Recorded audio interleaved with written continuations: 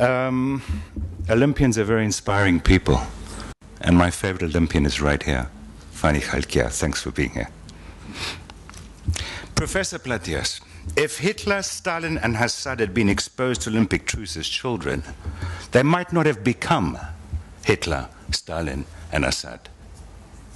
And on your other point, that it's a societal issue. Individuals make up society. Individuals make it up. And today's social world, individuals have power. And you should speak to Mubarak about that. And of course, to Gaddafi, if you could have found him. I'd like you all, please, to reach out your hands to the people sitting on each side of you and just hold hands for a second. Just hold hands with those on each side of you. Just hold hands. You're doing it across the aisle. That's fantastic. Holding of hands. This is the root meaning of the word ekehiria. And when you're holding hands, how on earth can you fight? When you're holding hands and looking into the eyes of the other, how on earth can you fight? The answer is, you can't. There is a second interpretation of the word ekehiria, by the way, and it is equally powerful. It means to hold back one's hands. In other words, hands off your weapons. In other words, hands off your enemy. Such smart stuff, such simply smart stuff, which, by the way, says yinete, if anyone wants to hear that word. And it immediately brings to mind the words of Robert Kennedy. Let us dedicate ourselves to what the Greeks wrote so many years ago, to tame the savageness of man and make gentle the life of this world. Greece has given many great things to the world. One of the greatest is the Olympic Games, Olympism, the Olympic ideals, and the Olympic truce. At a time when the world needs inspiration for peace, the world needs the ideals of Olympism and the Olympic truce. Truce inspires peace, and its inspiration allows the foundation, and this is more important, on which to build a culture of peace, intolerant of conflict, hatred, and division, to prevent Hitlers and Stalins and Assads from ever emerging. I consider myself lucky. I've worked with many great people on many great projects for many of the world's greatest brands. But one of the greatest of all has been the International Olympic Truce Center, which I've been involved with since its inception in the year 2000. And I've been involved in the best way, with passion. One of the reasons is this. I was born in South Africa, apartheid South Africa. A beautiful country filled with beautiful people of all colors and religions living under an extremely ugly regime. South Africa was paradise, a comfortable place if you were born with a white skin. It was hell, a nightmare if you were black. A country of institutionalism, of institutionalized racism, reinforced by law and the Constitution. And in the case of the Dutch Reformed Church, by religion too. Separate residential areas, separate transportation, separate schools, separate restaurants, beaches, and cinemas, believe it or not. Separate places of worship, as though God has a color. A system designed to minimize interaction between black and white. And with something called the Immorality Act, listen to this, which actually made interracial sex, and therefore interracial love, a criminal offense punishable with imprisonment. How ridiculous.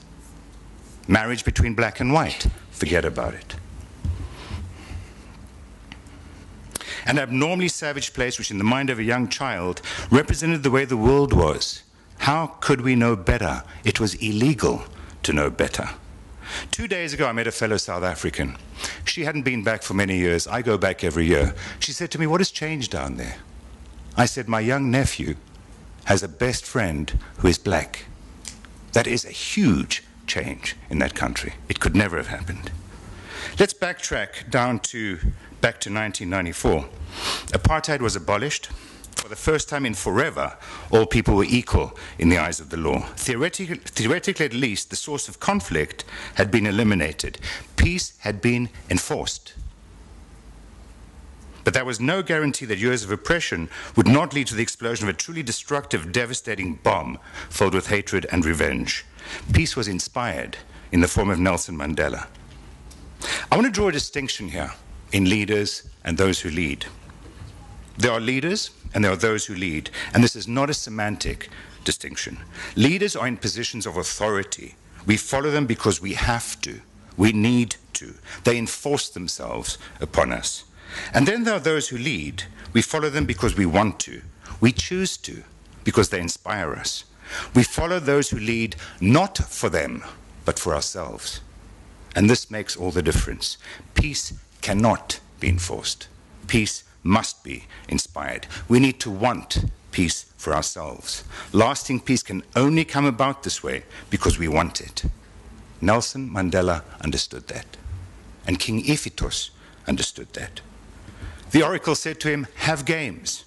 And the first Olympic Games were organized in 7076 BC. A truce was declared, and this is how mortal enemies became sporting adversaries as they competed vigorously, I might add, at the ancient Olympic Games. It's how Jesse Owens and Lutz Long in Berlin, an African American and a blonde Aryan, became lifelong friends. It wouldn't have happened. It's also how conflict ceased long enough in Sarajevo in 1994 to allow thousands of young children to be inoculated. We have all witnessed humanity in all its beautiful diversity, marching into the stadium as one, and we have all been inspired to wonder, why can't it always be like this? Imposition is an expression of hard power.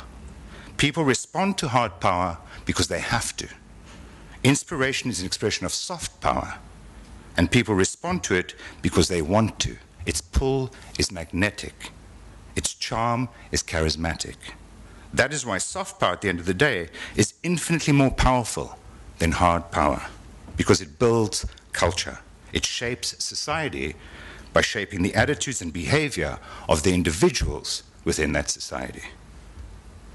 Much of the work of the Olympic Truce Center is focused on building culture, working with future generations to prevent future Hitlers, bridging the gaps between the Olympic Games when we will naturally get inspired by the spectacle, with educational programs, schools, universities, creating an everyday culture of peace, building a generation who will choose peace.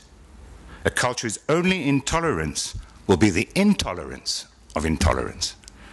A culture which will seek out what unites, understand and accept, respect and appreciate that which divides. A culture which will allow deep friendships to blossom, like the one between Jesse Owens and Lutz Long, and between my nephew and his best friend, Sipho. John Lennon sang, "You may say I'm a dreamer, but I'm not the only one. I hope someday you'll join us and the world will be as one." Imagine peace. Thank you very much.